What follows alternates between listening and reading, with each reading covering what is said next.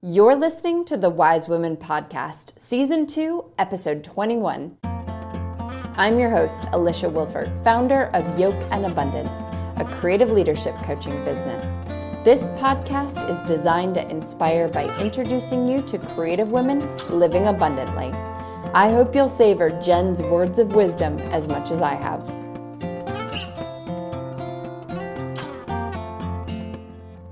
Welcome to Season 2 of the Wise Women Podcast. I hope you've loved everything we did in Season 1 and are eager to hear the words of wisdom we have lined up for you here in Season 2. Today's interview is a conversation with a local shiro of mine, Jen Brown, who opened Fearless Winston-Salem last year. It's basically like a clubhouse / meeting space / community educational space for women.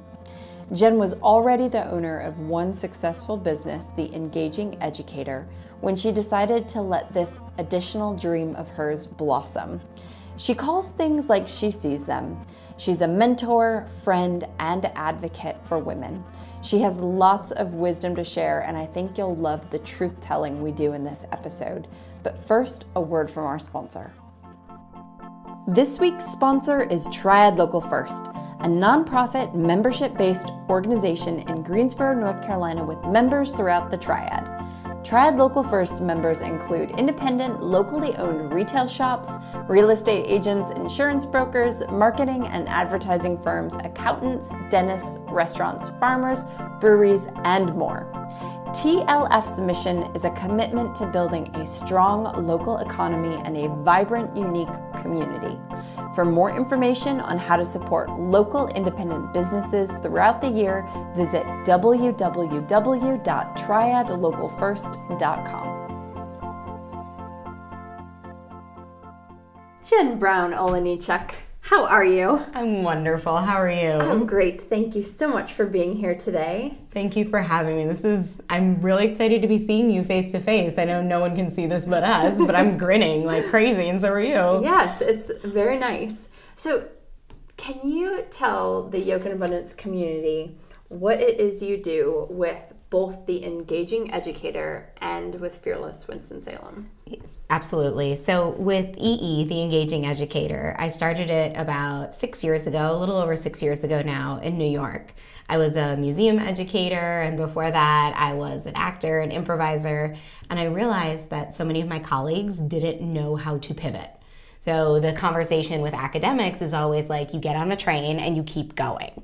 And I thought to myself, I keep getting asked to do these like crazy stressful situations, like giving tours to funders, giving tours to kids that are all over the place. And they jokingly called me the show pony at the Guggenheim where I worked. And I thought, well, this isn't me, this is improv. This isn't like Jen was born with this skill of pivoting. This was all my improv training. Right. So fast forward 6 years and a lot of failures through that business. And now we use improv to help women, specifically women now, with their communication, presentation, and social skills. And then Fearless kind of birthed out of EE. I sold a bunch of my curriculum to the Center for Creative Leadership. And I had this check that I could either be responsible with and like pay off a student loan or something that grown-ups should do, or start this crazy community of women that can uplift one another. And I think the best way to describe Fearless is a day of classes that we had last week. We had in the morning balancing your budget and finances class. Then we had co-working. Then in the afternoon we had a hormonal balance class. And then a divination class, and then how to ally for Black women at work, all in the same day. So it's a little bit of everything. It's a little bit of everything, and it hits everything any woman in the Winston-Salem and greater Triad area could really want. I think the thing that ties the two together for me is the idea that there's so much judgment around how people should woman. Like, oh, if you're a feminist, you can't care about your appearance. And I know that's a very antiquated view. It still lives and breathes in a lot of us. Right. Like, I am really proud of the fact that I got micro feathering on my eyebrows. They look great for those that can't see you. Thank you. I posted on Instagram, so if anyone wants to see. But Holly Stack, who did my eyebrows at the brow studio, she's like, are you going to tell people you got them done? And I was like, yeah, of course. Like, I'm happy for you because you're doing really good. You're an artist. She's like, well, won't that, like, ding your feminist card? Or, like, and in that... Interesting. Right? And it wasn't, like, that straight up of a conversation. But we got in this longer thing of, like, why do we take care of ourselves? And if you haven't met Holly, she actually listens to your podcast all the time, so she's probably listening. She's this, like, ethereal, beautiful creature that I love having conversations with. She is the type of woman that I want to put next to these, like, super hardcore feminists and realize we all feel the same way. Right. We just channel things very differently and choose to live our lives very differently. Yeah. So how did you come up with the idea for Fearless Winston-Salem? Yeah, so it's a conglomerate of a bunch of things that I absolutely love. So in New York, I taught for a company called the Brooklyn Brainery, and they have classes in anything and everything, like the history of toilets and the whole 9 yards. And the two creators, they and I would do the polar bear plunge all the time. So I was, like, in love with their business model. I taught classes there. We still teach classes there, probably like 4 or 5 a month.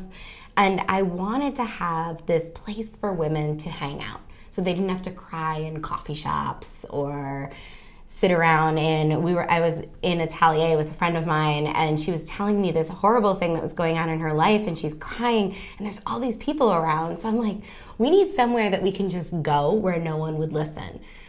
But I'm like, how are you going to pay for this, Jen? Like, how can you fund something like this? And I realized not all women get together and get in a place where they can just share their feelings openly. Right. So I remembered the Brainery's business model, and I'm like, oh my God, what if women share their loves with one another? And, like, while they're knitting or while they're learning about finances, they're actually bonding and connecting with another woman. So they form this friendship so they can go into this space that's already comfortable for them. Right. And cry if they need to, celebrate if they need to. So it really came out of me just trying and being like, I hope this works. Like, I had no real business plan. I do not recommend doing that as a business owner.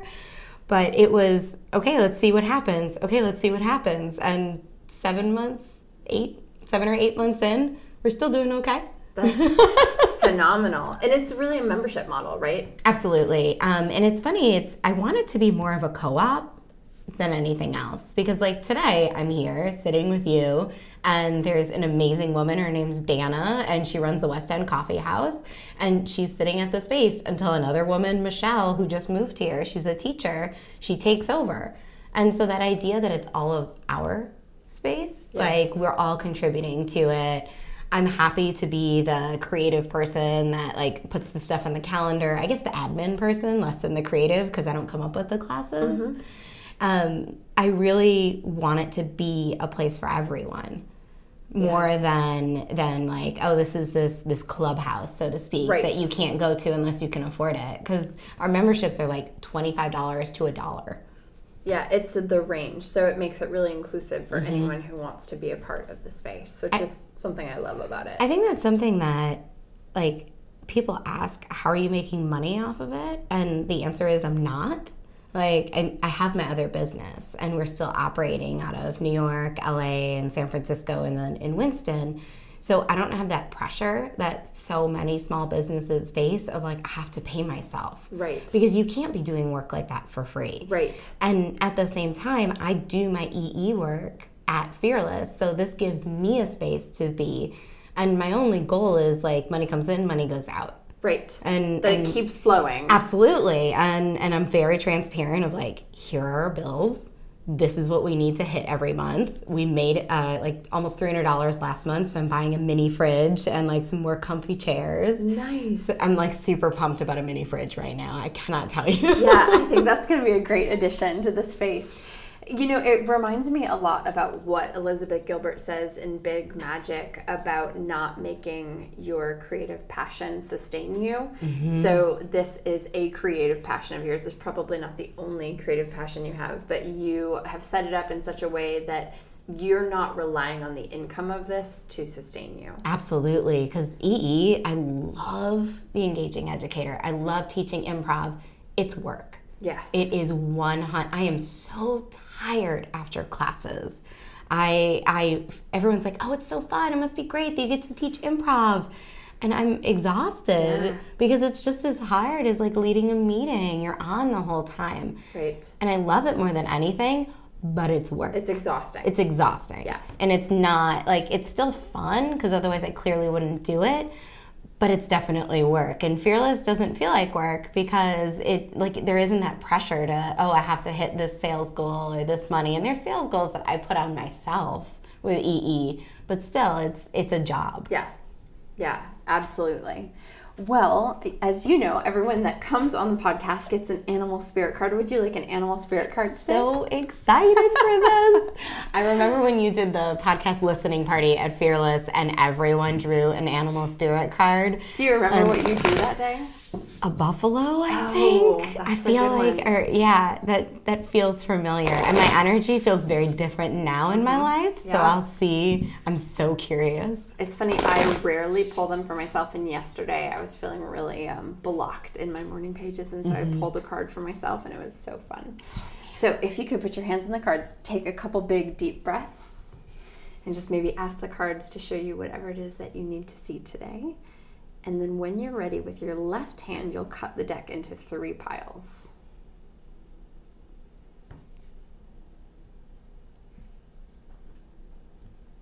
And then flip over whichever one you'd like. Ooh. Okay, so Jen just pulled the raccoon, which is a creature of the earth. And so like the buffalo, also a creature of the earth, it represents our relationship to fears and habits. And it asks us, are we creatures of habit or the makers of our own destiny, knowing that there's many wonderful things about all of them. I'm really curious to see how this lands for you because you'll see when I read it to you. Oh man, this is like anticipation city here. Raccoon, talented, shadowy, in hiding.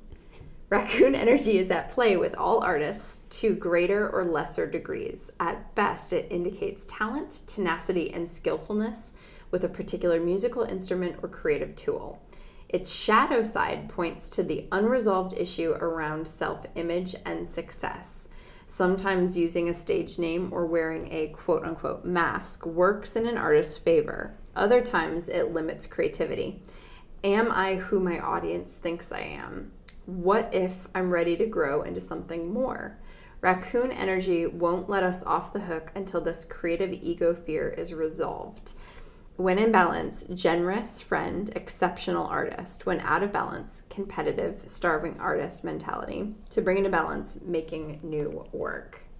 Oh my gosh. How does this land for you? So I don't know if you know this because I posted on some things. I'm writing another book right now. I did see that, yes. Okay. So I was going to ask you about it. It's bonkers. And so for everyone that's listening that doesn't know me, I self-published earlier this year because I do speaking arrangements sometimes. And then an editor from McGraw-Hill took a bunch of classes in New York. I wasn't teaching, my staff was teaching. And she reached out via my info form on my website. And I was like, I'm being punked, like McGraw-Hill, like they're the textbook people. And we set up a call and she's like, oh my gosh, this is great. I want you to submit a proposal. And still at this point, I'm like, this is bunk. Like this is not real. So whatever, I'll fill it out. And so I filled it out and the questions were really easy because as a business person, you need to know like why you're different, other people that are in your field. And it asked questions like that, like why is this book different? Why is something different? So I filled it out. I put my heart in it because it felt really simple. And then she said, I'll get back to you in a few weeks when we have a sales meeting. She gets back to me and they're like, okay, well, here's your advance number, here's your royalty number. And I'm sitting here and I still don't believe this in this moment. Signed my contract, all of it. I'm like, this is not going to happen. Like that little voice in the back of your head going, oh, they're going to realize they made a mistake one day. She reaches out to me again and tells me that they listed it in the publisher's marketplace and a literary agent wants to talk to me. And I was like, what is this nonsense? Like, no, I had a theater agent when I was an actor. So I talked to this woman and I fall in love with her. She's Polish. I'm super Polish. Maybe that was a big decision maker for me. That's okay. And she's like, Jen, do you have a personal website? I'm like, yeah, I have 2. And she's like, no, you have business websites. Do you have a website? And I was like, why do I need a website? I have 2 business websites that I have constantly hid behind because Like a stage name or a mask. Yes, which is why that freaks me out a little bit, because I spent so much time stepping back from EE to not be the engaging educator, for it to be a brand and not me. Yes. And with Fearless, I fight it so often because people say, oh, they're Jen's Fearless Women. I'm like, no. This is Fearless. Like, I don't like calling myself a founder or any of that. But now I'm literally working with like a photographer and a stylist and a web designer for headshots and a personal website. And it is so uncomfortable. Like, I don't know. I mean, I know who I am with my friends, but the version that needs to be out with, like, here's a book I wrote, here's another book. And my agent isn't for this book or my other book. It's for future books. So no pressure, right? Like, come up with all the ideas, run 2 businesses, and be a brand in yourself. Right. The imposter crazy, and I don't know if it's even the competition part. I don't even take score in Scrabble. So I'm that, like, averse to competition in the end. Like, is it too many years in theater that caused that? I think so, because if you're a brunette, you're compared against all the other brunettes. If you're an ingenue, you're compared against all the other, like, leading lady Julia Robert ingenue type. So I think that just, like, drove me nuts, that I don't like competition. The mask is it hit, I mean, these cards always hit a little too close to home, I think, for everyone, if they're really clearing their mind and welcoming it. But it's such a weird, like, to put myself out there as a brand, like, what's mine then anymore? Because I protected myself so much of, like, the me part of the business is mine. Like, no one can come in because it's my space. Right. And now people are like, no, you have to put yourself out there. And I'm like, do I though? So can you share yet what the book is going to be about? Yeah, it's about how to use improv in professional situations. So everything from how to speak up at work, inter-office communication, if you're doing public speaking, presentation skills, all the way to, like, how to deal with difficult bosses, managers, how to deal with difficult employees. And it's really, like, my first book was very general, like everyone could use it. This is very specific on the professional. So if you're working as a business owner, yes, networking, interviewing, any of that stuff. That is so exciting. I'm a little freaked still, but I'm getting over it. So you've written more than one book. Mm-hmm. What do you love about the process of writing books, and what do you really just hate about the process? If you were to ask me this, when my first book came out early January, and the processes are so different, so I have to give 2 answers. The first book, I hated the idea of just writing it. Like, I was so scared to get the words on the page, and it was so hard for me just to, like, sit down and write.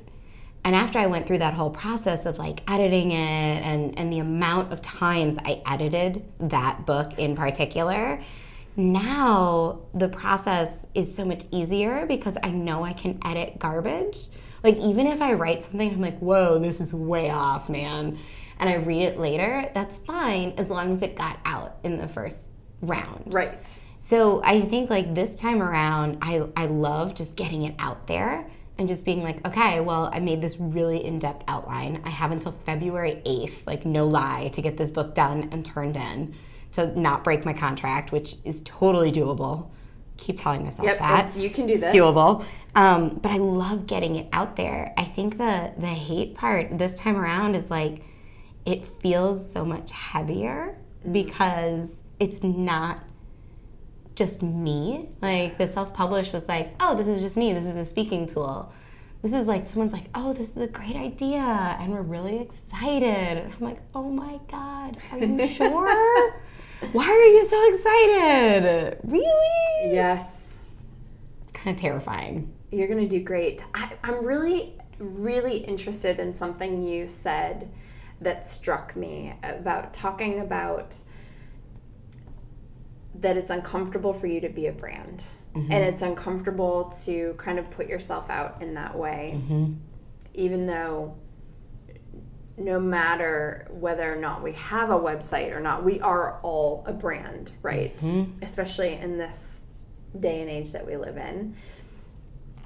If you were a woman coming into Fearless who is looking to Jen Brown for some help, oh jeez, what would you say to her? Like, what would you tell her about embracing her own brand? Yeah, I think it's, and I'm gonna sound a bit like a broken record because I say this, I'm realizing a lot in my book. It's about being the best version of you. And I was coaching some women, and I said, you have to be the you-iest you that you possibly can. Yes. And that favorite version of you that makes your heart so happy, and not pretending to be someone that you think you need to be. Also knowing that there's parts of you that you probably don't consider the best parts of you. It depends on my audience. Like for me as an example, I drop the F-bomb quite often. Mm-hmm. That maybe isn't the best part of me. Like it's something that I like about me. It maybe isn't the best part of me. Or not the best part of you for some audiences. Truth. Right. I would say at this point probably most in the South, unless I'm around another New Yorker and I'm like... Or an Ohioan. I mean, there we go. All the things. And it's really thinking about those qualities that you're really proud of. And if you don't have any of those right now, because a lot of women don't, they look down on themselves, they beat themselves up, they're like, oh, everyone's gonna think this is weird, or this is strange, or I really like this, but it's just something I do on the side. It's like really thinking about what makes your heart happy. Right.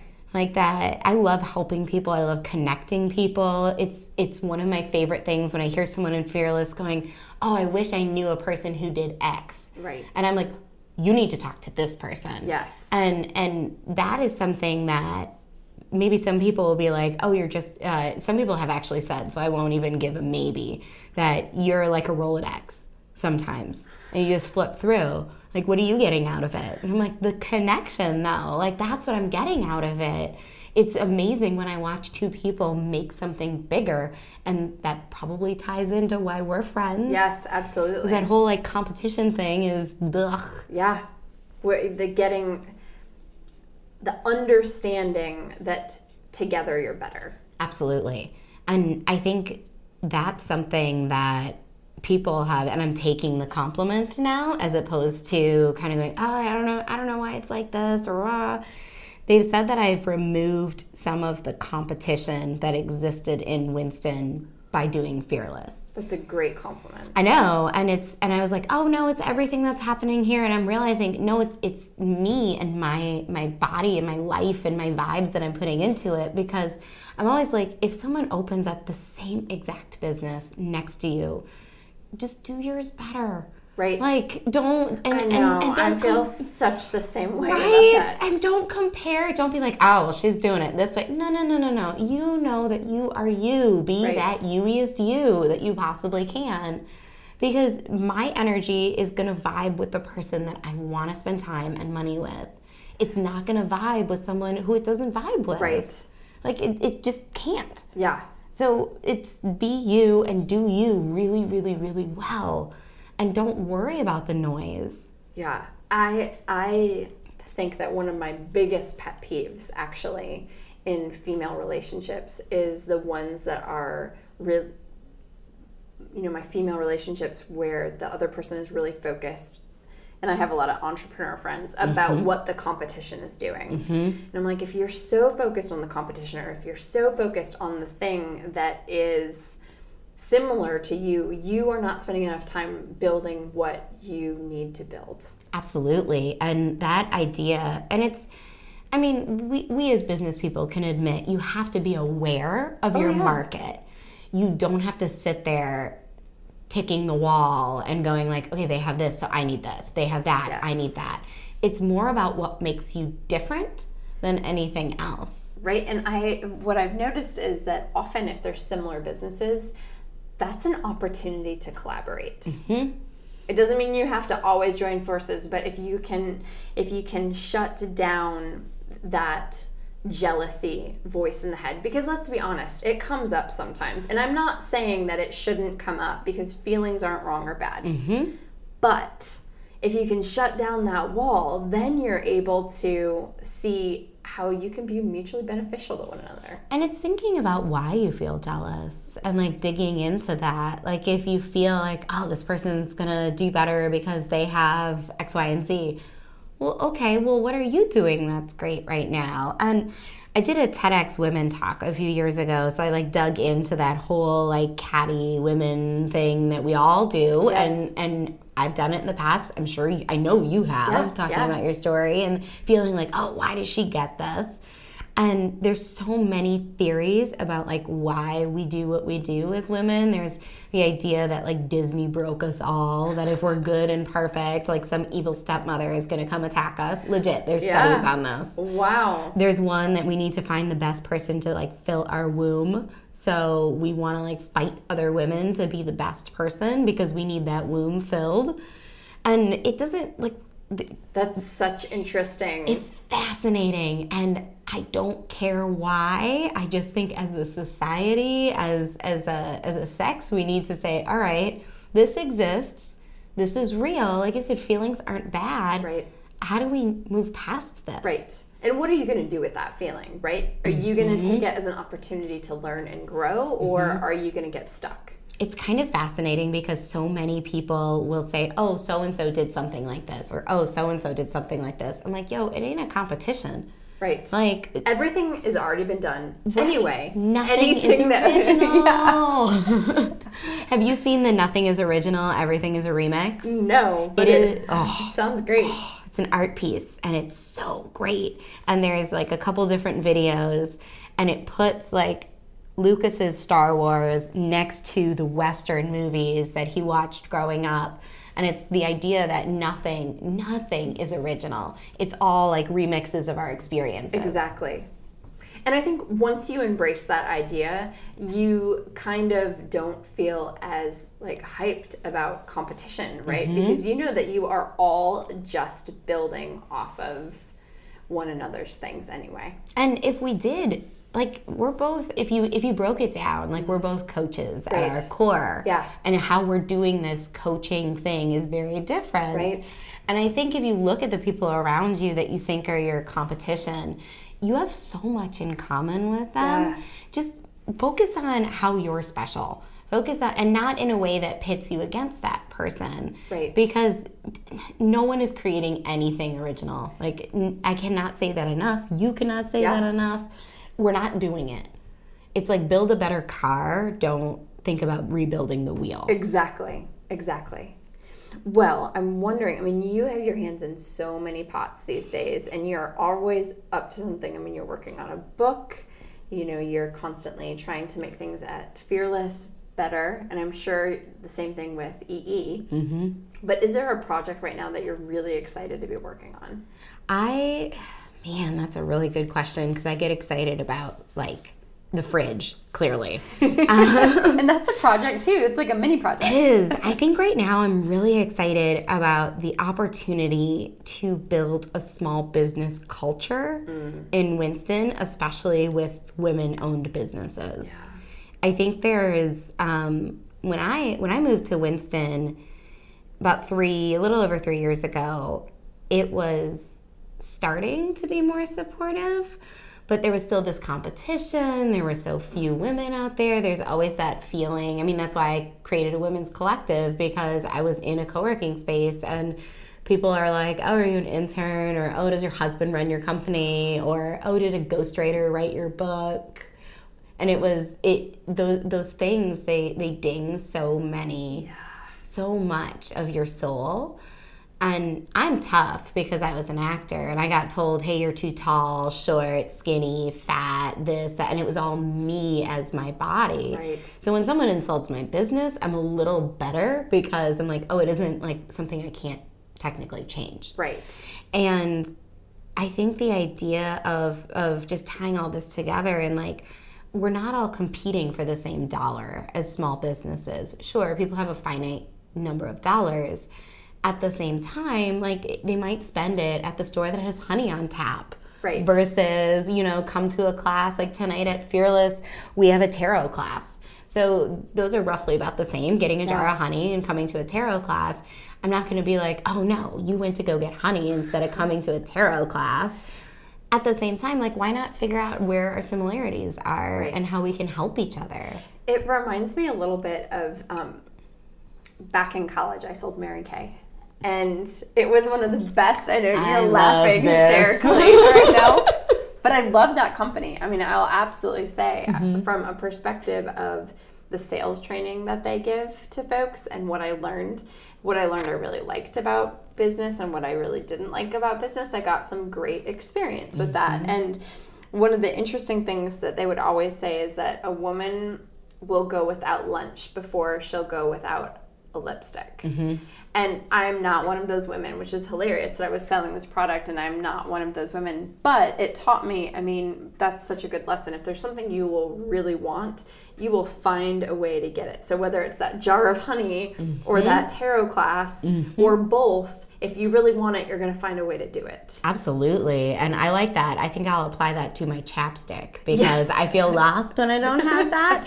It's that idea of we do make things happen. Yeah. And no matter what, we'll make it happen. And I love that about now being surrounded by so many women. It's like, no, we are a hardworking bunch that one of the things we're working on a t-shirt right now in the back is like, never underestimate a motivated group of women.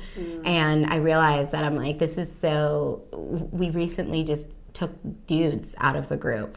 Like I deleted all the guys and on the Facebook group. Page. Yeah. And one of the women said, we thought we needed allies in the beginning. We didn't realize that we were strong enough on our own. And I like, when she said that, and I'm even now getting like a little like caught in my throat a bit because it's so true that we're such a good group together. And her name's Stephanie. And when she said that, I'm like, I'm copying and pasting this. I'm putting it places. Right. Because it's like, we will make things happen individually. Right. And then together it's that like unstoppableness where, yeah, you know what, we can change an economic ecosystem if we wanted to, if we stopped giving into like Disney's manifestation of what women should be or anything else. Right.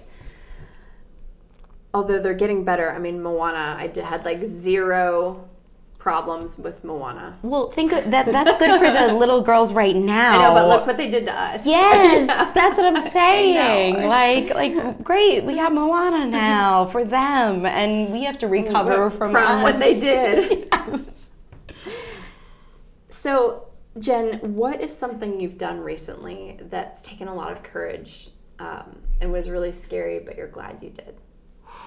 I really think it is doing. I think it's doing Fearless, honestly, because, like I said, I was doing great with EE. Yeah. Like, I was fine. I sold a bunch of curriculum, and I felt like I had hit, and I love EE, so this is not a negative. It is a well-oiled machine, though. Right. Like, I've been doing it long enough that I can do it with my eyes closed. Yes. I can teach a class. I can schedule. We're scheduled out through February. It's very easy. So I felt like I hit a bit of a plateau with it because it's learning and development. Like, we do what we do, and we do it really well. Yes. And when I was thinking about it and about to sign my lease, and I had like 2 collaborators that I took on because I was so scared that I couldn't do it myself. And it turned out that we have very different visions for what we wanted this to be. And I wish both of them the best in all the ways. It's just one of those things where I know I didn't believe in myself enough that I could do something like this. because I felt like I didn't know enough people, or I didn't know how to run a brick and mortar, and I didn't know how to create a community. And Winston is so tight-knit, and it takes so much to get into something like that. And now, like even today, when I left, just seeing how happy like women came in to meet with one another, to get collaborations. Like someone taught a lighting class that Adorama from New York donated a bunch of stuff that they could use for the class. And it was like these women that tell me that they didn't think they could accomplish something. And now, because they're around other women that have those same feelings, they now know that they can accomplish it. Yes. Like that makes all of those scary moments, and that, oh my gosh, what if no one comes? Or, oh my gosh, I'm gonna roll out this membership structure. What if I can't pay my bills in 6 months? Like I built in a cushion for myself of 6 months. I'm like, I can float this fine and still eat and pay my bills and not live in a box or something for 6 months with no income. And when we started making money in like the second month, I was like, okay, well, I'm just gonna quietly be like, all right, this is fine. And now the community really understands what kind of risk I took. And I see that because they tell me, and I understand what kind of risk I took. And now all these people are like ponying up to help with this, like to carry the burden of the risk, so to speak.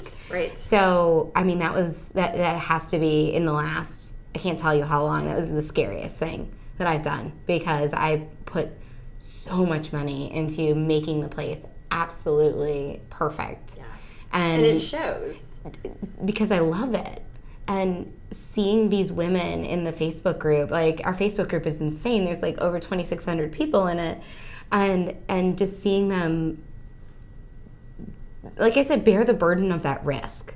And like say, hey, I only have $1 a month to give, but here's $1. And I'm like, that's great, because if 68%, I figured it out yesterday, 68% of the Facebook group gives $1 a month, we meet our needs. Right. That's it.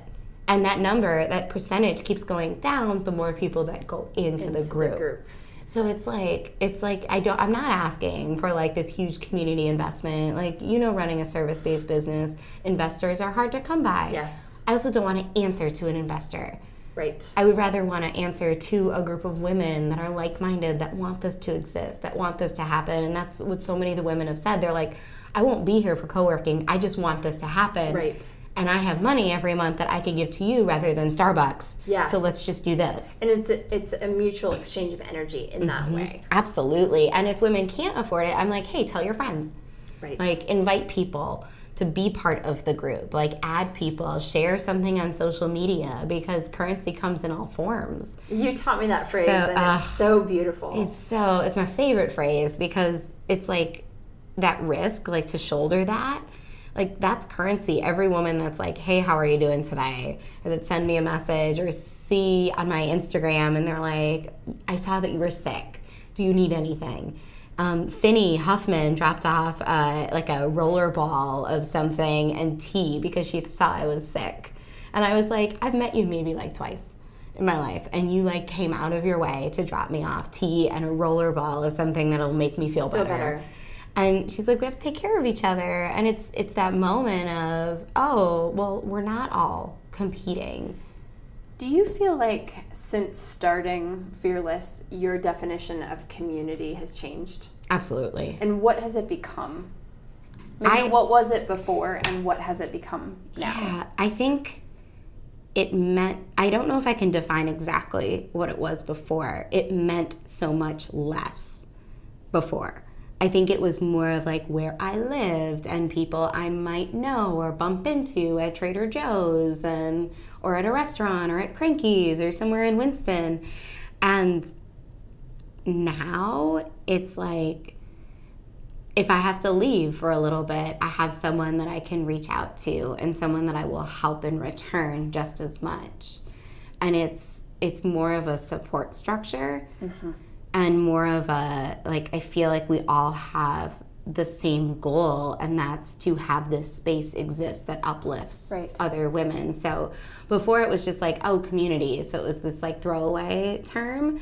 And now it's this like such ingrained group that I see women go, I'm part of Fearless. Are you part of Fearless? And it could be called Blue, whatever it is. Right. But you feel that sense of connection with another. You feel like you know one another, even though we're just like chit-chatting on Facebook. I met someone for the first time at an event, and I gave her a huge hug. And I'm like, I feel like I know you. I'm so sorry. I'm not a hugger to strangers, but we've talked so much, so it's weird. They're not strangers, right? No one's a stranger if we've like even exchanged a random interchange on Facebook. And you're doing such a great job with that, with the Yoke and Abundance community too. And you know how hard it is because it's not an easy task to get a group of women thinking the same. Or even helping one another because of that competition aspect. Shifting that out of the competition to collaboration, to the idea that, I mean, the motto that we're going with is like, together we rise, right? I mean, and I think you've got use the hashtag Rising Tide Society, right? And I think that's, to me, what a community is someone that's willing to reach their hand down to the person below them and to help that person come up. And then in turn, that person's going to help the other person go up.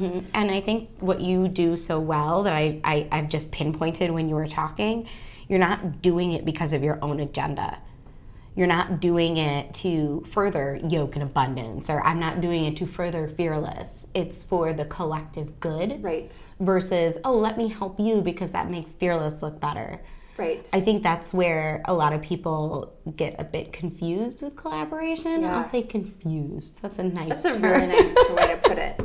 We'll say confused. Yeah. But it's not like you're not helping someone because they'll help you. Right. Someone was in here earlier and we were talking about something she was working on that I helped with last year. And she's like, did you feel like it helped your connections and got what you needed to get out of it? And I was like, that is so not why I'm doing this.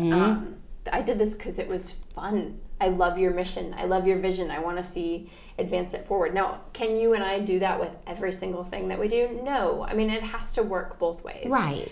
But there are so many things out there where you just want to make sure that it succeeds. And that's how I feel about, like, I mean, that's how I felt with all of the small businesses that have joined our little small business group. Like, some of them I didn't know existed. Right. I don't really need some of their services. Right.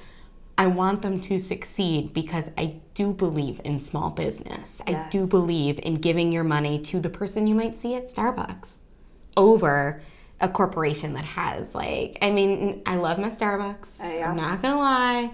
At the same time, if I had the opportunity to help something local, I would rather. And it's so funny because so many people, they think like you do something like tit for tat. Very much like, I'll scratch your back because you're going to scratch my back. Right. And that's the difference between, I think, true collaboration and true community is you're not expecting something in return. Yeah. And likewise, we'll have a little love fest here for a second. I mean, you've been so good at helping light my candle when I've needed my candle lit. You too, my and dear. So it's really nice to know where you can go in your community to get that source of brightness, right? To make sure that when you're feeling dim, that there's a place that you can go to recharge. And it's okay to feel dim. Right. And people that understand that it is okay to feel dim. Like, it's okay to not be okay in that moment. And I think that's that part about that personal brand that scares me the most is, like, I have dark days. I talk about my depression. I talk about my anxiety. I talk about the things that I've gone through. And I was talking to a group of entrepreneurs about it not too long ago at the Small Business Center. And a woman laughed when I talked about how dark I got and how bad my depression was. And I said, why do you think this is funny? And she's like, well, I just can't see someone like you dealing with something like that. And it's like, no, we all have different facets of our existence. And I still don't know why it felt the way it did, because it felt like almost as if she didn't believe me. Right. And I understand that I exist in this place and you see me. Well, I think you're bringing up something about entrepreneurs, a wire tightrope that we walk. And I try to be extraordinarily transparent about it on this podcast. And we walk this tightrope, which I'm sure you have felt, right? Where, and it's true on so many levels, right? So it's, you want to portray and project success because success attracts success. And you don't want to, it's like the person who puts out on Facebook how horrible their relationship is. It's like, you're like, okay, well, I wouldn't touch a relationship with you with the 10-foot pole if I leaned that direction because of what you're putting out there. So as an entrepreneur, it feels a little bit like that. You have to be really careful with what you're putting out into the world. And I think that often we overcompensate by putting the most positive spin on everything. And I think a lot of entrepreneurs are optimistically minded and hopefully minded because that's the only way you do something as stupid as entrepreneurship. Yes. Yes. And so if that's what you're putting forward, I think folks have a really hard time reconciling that with understanding that you are actually a person. And a person includes a shadow side and a dark side and a person in a place where we all get down and a place where we are all in that valley and need that hand up and need time to recharge. Yes. I think that if we were more, and I mean, this is a whole nutshell and a can of worms that, I know, we've that just we all opened it up. Pandora's box. I think, like, yes, society as a whole needs to be more open about mental illness and mental states and things like that. And I think that you nailed it with we have this projection that we have to put out because especially in service-based businesses, you can't hide behind a product. Right. You have this thing that you do for people. Yes. And you have to have both the authentic human realness of who you are and that mindful, like, yes, I'm doing well, I'm excited to be here, I'm happy. I also have bad days. Like, I wish that people would just embrace that a bit more. Yeah, like the fuller embodiment of an experience is not all roses. Right, and the fears that go into running a business, like that was something that struck me so much when we had a small business meetup. It was business owners that were in business a year or more. And some of the things that got confessed of like, I'm scared to make, like I'm not making enough money, I'm scared how long I've been in business. I wish we could be more honest with that because then maybe people would realize that, you know what, it does make a difference if you go in that one time. Yeah. Because you're one person going in that one time. If there are more like you or you even like tweet or Instagram or Facebook about your one time. Right. Share an experience. Share the experience that you had. Yes. And you'll make a difference. But I think it's like a vicious cycle of like, oh, we don't want to admit it, so we don't admit it, so people don't think they need to go out of their way to come to us. And it becomes this like, oh, yes, will you get the energy what you put out? I firmly believe in that. At the same time, that's flawed also. And that's flawed because you have to be the person you are. Yes, I agree. Well, if you could sit down, little Jen, high school, college, you pick, or even yesterday, what would you tell your past self? What advice would you give her? I think stay the course because I wouldn't change. Initially, when you said this, I was like, don't be an actor.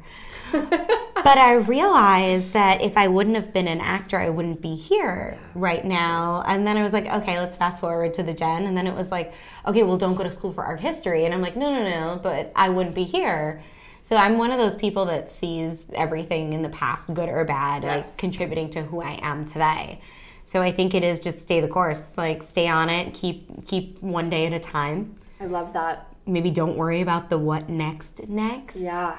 So, talking about my fears, I was talking, my accountant happens to be a really good friend of mine. That's a beautiful thing. And she and I were talking about my business and, cash flow is not always great. And I'm in one of those periods where cash flow is tough. And she was like, Alisha, she's like, in that book, Think and Grow Rich, he tells that story of the guy who's like mining for gold and finds a little bit of a vein and then just gives up because he doesn't. And he's like, the very next person that mined in that same area hit it rich. And she's like, just stay the course. So I think that's such great advice. It's hard because, and I know we've talked about this, that coming up with an idea is so sexy. Like, I know, and it's so much fun. I mean, I've got ideas out the wazoo. Yes, and you're like, I have this idea, an idea. And then when it comes to execution, it's awful. Like when you're, like I joke at Fearless, it was really, really fun, like decorating and coming up with the look and all of that. Well, working with my brand person to come up with the look. I'm not graphic design at all. But now I sweep the floor. But now I mop the floor. Yes. And now I make sure like the plants don't die. And clean the toilets. Yes. And do the very not sexy things. Yes. And it's really easy to be like, you know what? I don't want to do this anymore. Or this is hard. Yeah. And because it's always going to be hard. It's always hard. It's never easy. Like with EE, with Fearless, like when I moved to Winston-Salem, I was looking for a job because I was so scared that I'm like, this business is never going to succeed without me being in New York. I can't do this. And I spent more time looking for a job than I should have because I should have put that time towards the business. And I think we let our fears of, that's such a smart thing that your accountant said. She's an amazing person. She's so amazing. Because it's that you find a little bit and it's like you have to keep going. Right. Like it's never always going to be easy. Yeah, and she can see my books and she should be telling me to like cut and run, right? No. Like, I mean, it's interesting because she's right. You know, if you're onto something and you know in your heart that it's what you're supposed to be doing, it's all about pivoting. You got to be able to pivot, right? It's like stay in that if you know, and maybe it's this little alteration, and maybe it's this alteration, or maybe it's turning a little left, or turning a tiny bit more right, and whatever it is, it's like if you know, both of my business, I knew in my bones, both of them. Like EE, I remember saying to my roommate at the time, after my first class, it sold out within like an hour and a half, and I said to him, I'm like, I think I have something.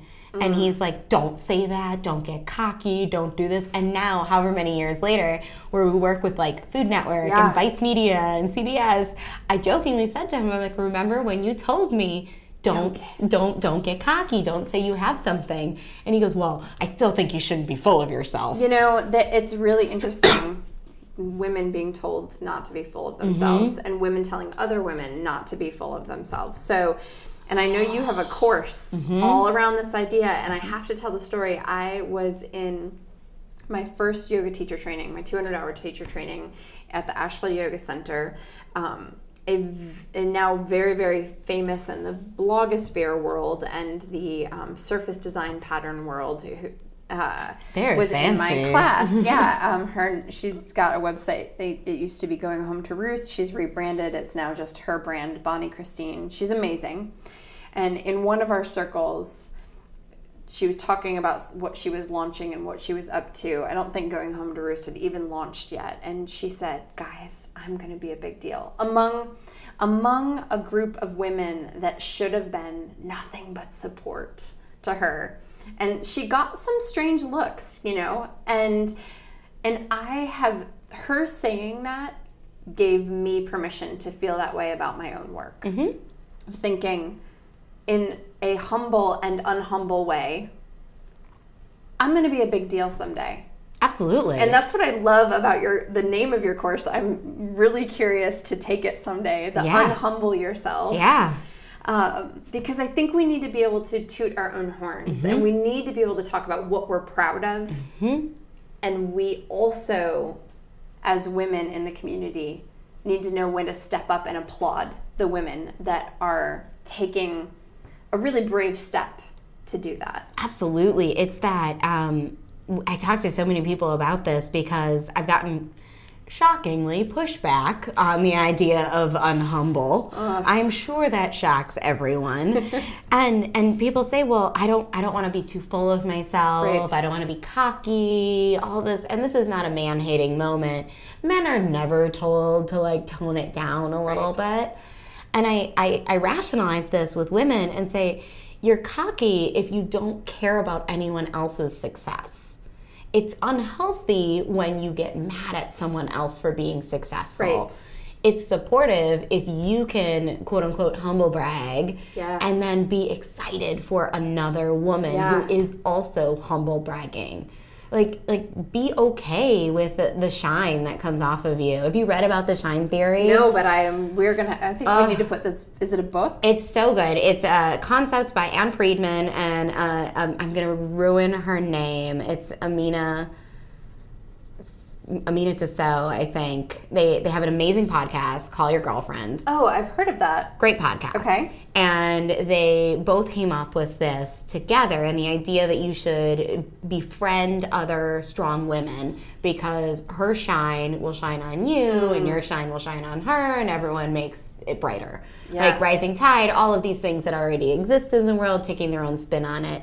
And it's so powerful to think about that because these two women are both very accomplished, right, and they're really good friends, and their podcast is very similar to this, except they talk a lot about like current events and things that make my blood pressure go really, really high and all of those wonderful things. I'd rather keep it personal. Yes, we'll stay here, not in the dumpster fire. And they support each other so much. And it's like, you have that really, that soul friend when they're just as happy as you are in those moments. And it's not a competition. Right. Like, I have a friend, I love her so much.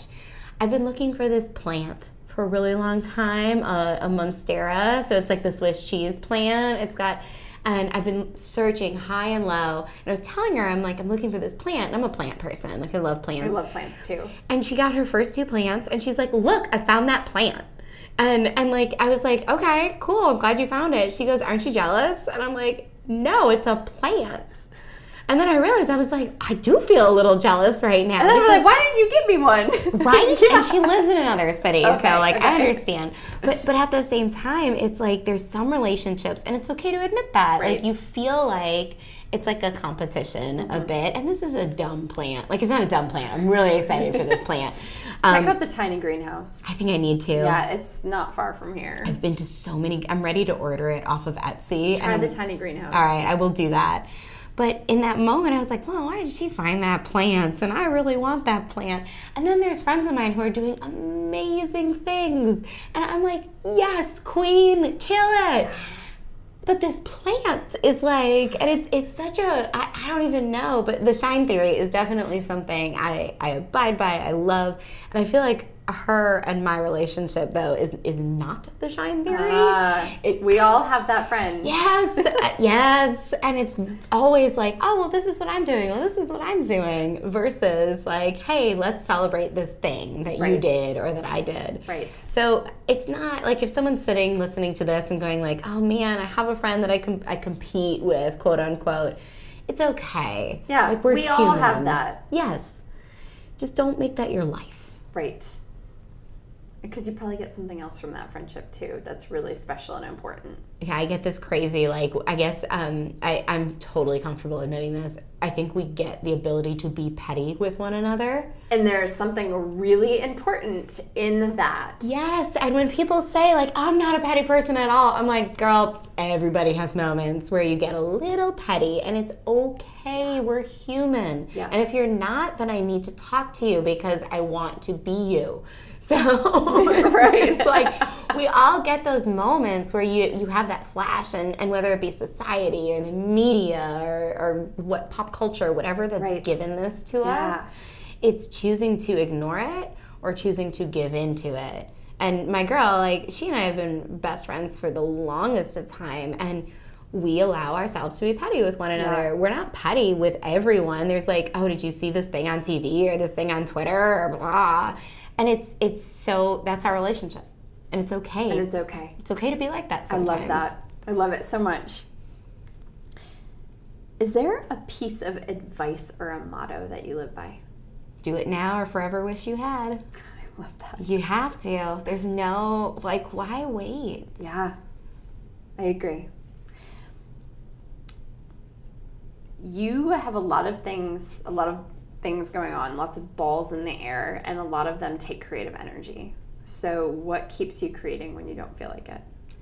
I think taking those breaks, like the boundaries that I've been starting to really put up pretty strongly. And I was talking to another woman. She runs a gym in Winston. Her name's Ashley. And she said the people that get the most upset with your boundaries are people that have no boundaries themselves. Yes. Yeah, right? And it's like, that's what keeps me sane, is like, please don't text my phone with work stuff. Please don't call my phone unless something is burning. And let's be real, there are no emergencies in improv. There are no emergencies at Fearless unless the place is on fire, God forbid. Right. And then there's a bigger issue. Right? And then it's like, that's a big problem. Most things are not life and death in either of our careers. Yeah. We are not doctors. Yep. Heads up to those doctors. Yep. So those boundaries that I've been putting in, and I hold my Sundays very sacredly. Like, Sunday is my day.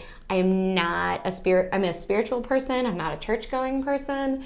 It is the day that I'm like home. My husband and I make crepes every Sunday. I play with my dog. It is my day. Yes. And when someone tries to invade on that day, I get very cranky. I get very upset. Even when I set things up that I might do on a Sunday, I'm really mad at myself because that's my day to like re-energize. When I owned the yoga studio, my only day off was Saturday. And I would be so cranky about doing anything, including going into the studio on Saturdays. I set up classes sometimes at Fearless and like bless the teachers that I've been like, oh yeah, sure, you can have a Sunday. It's fine. Right? It's totally fine. And then I go and I'm in the worst mood.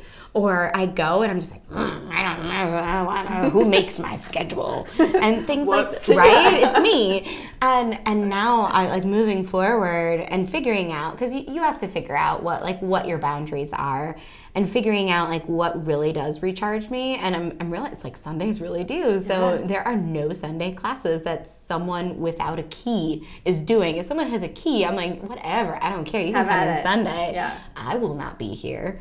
And they're like, oh, don't you want to come and support? I'm like, no, I love you. I'm here 6 days a week. I cannot. It's more than enough. Yes. And I can support you from afar. Happy to like retweet, Instagram, all the good stuff. Yes. Is there anything else you would like to share? I think the thing that I wish that I would have known earlier on running a business and like doing business or doing anything is no one knows what they're doing, not a soul. And if someone looks like they know what they're doing, chances are they've made a lot of mistakes along the way. And they either are doing like the fake it till you make it sort of feel, or they've made a huge mistake with it. So they now know what works for them. Yes. And I think we tend to have this, like we were saying, this exterior we put up of this optimism. Yes. No one knows what they're doing. It's okay if you didn't go to school for business. You know, that leads me to another question that I would love to ask you is, what's the biggest mistake you've made in business that you're comfortable talking about? Absolutely. I've collaborated with the wrong people. I have given people chances when my gut said do not. And I'm like, oh, well, this is just crazy intuition or blah. And no. If your gut says no, if your gut says this person is not a good collaborator. I've lost thousands of dollars on a poor collaboration with EE specifically. And I knew in my heart that I should not have done it. Yes. Even in the moment. Yes. I was like, this does not feel right. This is bad. Yes. This is real bad. And then I was like, no, this is just my crazy woman thing. And I did it recently that I had to double check with someone. And I'm like, hey, am I just being a crazy girl? Or is this real? Yeah. And the person I asked was a guy friend of mine. And he's like, no, this is very real. Yeah. And I think we don't take that in account enough. Like Right. Our intuition is so strong, especially if you give yourself chances to breathe. And I have had, like the collaboration I had with Fearless, I wouldn't say it was bad. It was a lot on me that I didn't need it. The collaboration I did with EE was a very costly mistake. And what's so interesting to me about that, about listening to your gut in those situations, it doesn't even necessarily mean that that person or that situation is wrong. It's just wrong for you. Mm-hmm. Absolutely. I The first one might have been a wrong person. He's not a very good human, like at all. And I will say that hands down. I think he if I ever showed up in the same state as this person, they probably would feel like the hairs on the back of their neck because there's that much animosity between the two of us because of this failed collaboration. The other is it wasn't, like you said, they're not bad people. Right. It's just not a good fit. It's not a good fit. And you have to listen to that. You have to listen to your intuition around those things. Yes. Or else you will regret it. It's like dating and relationships. Like business is so much like it. You know if someone is not right for you. And you ignore the red flags because with rose-colored glasses, red looks pink. and you can't. You have to be like, no, why do my spidey senses say back off? Yes, yes. So last question, how do you live a life of abundance? I think getting truly excited about the smallest, they're not small to me. I get excited about everything. I get, if someone was telling me that they were really nervous about putting their class out there for Fearless, and it was a class that was just like a free meetup, and she's like, this is really big for me, and I don't know if I could have done this. And I was like, I'm so excited. I'm super pumped for you. I'm excited when one person shows up for someone's class that they've never taught before. I'm excited that my dog is making friends. I have these, I truly do get excited about it though, because I've seen what negativity does to people and what being like, oh, I wish this could have. And I think that's how I really bring abundance into my life is truly deeply getting excited about the smallest of things. I tried a juniper latte the other day and I was like, this is so good. They are really good. Right?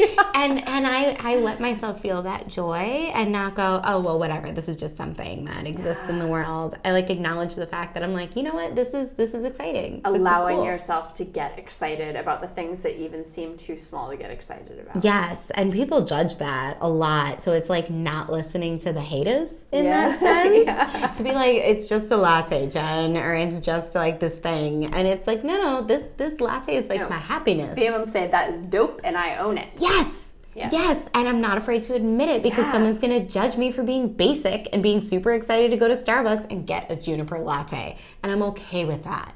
I don't care. The younger me cared. I'm 36. I don't care. I don't care. That's a high five. Yes. It was awkward high We just had an awkward high five on the podcast, and I think we are going to end it there. Jen, thank you so much. Thank you so much. I hope you were inspired by Jen's words of wisdom. If you've enjoyed this podcast, head over to iTunes, give us a review, and then remember, sharing is caring. So share this podcast with a friend that could use a dose of inspiration and wisdom. When you share this podcast, it makes it possible for us to keep bringing wise words your way. Check out our website, yokeandabundance.com, for more words of wisdom, creativity tips, and information about my group and individual coaching programs. If you're a business that wants to reach a wide audience of women in the triad and beyond, consider sponsoring a podcast episode here in Season 2. You can reach out to me for more information about sponsorship on the Yoke and Abundance website. A huge thank you to our sponsor, Triad Local First, and my wonderful editor and producer, Ira Sterling at Julia Sound Recordings. Remember, every one of us has wisdom within. Keep sharing your words of wisdom because you never know who you'll inspire.